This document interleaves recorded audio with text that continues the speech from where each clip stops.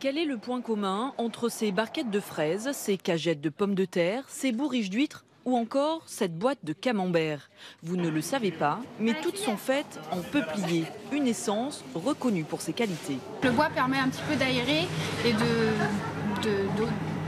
d'améliorer l'affinage en fait. Du bois déjà remplacé par du carton dans l'emballage de certains fromages et pourquoi pas bientôt par du plastique. Car la France, deuxième producteur de peuplier au monde, doit faire face à une pénurie. Dans les années 90, on plantait 2 millions d'arbres par an, à peine 600 000 l'année dernière. On recompose environ 2 peupleraies sur 3. Le cours du bois n'a pas vraiment augmenté depuis une quinzaine d'années. Donc en fait, la rentabilité n'est pas maintenant suffisante pour que des investisseurs viennent investir en forêt. Ce à quoi il faut ajouter les dégâts des tempêtes et une réglementation stricte qui ralentit l'implantation des peupleraies.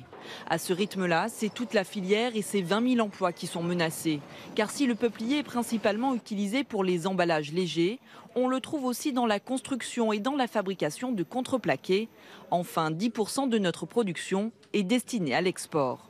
La fin des peupleraies françaises n'est pas une fatalité, surtout que le peuplier pousse rapidement, entre 15 et 20 ans. Afin de soutenir la filière, les industriels se sont engagés à financer à 50% la replantation.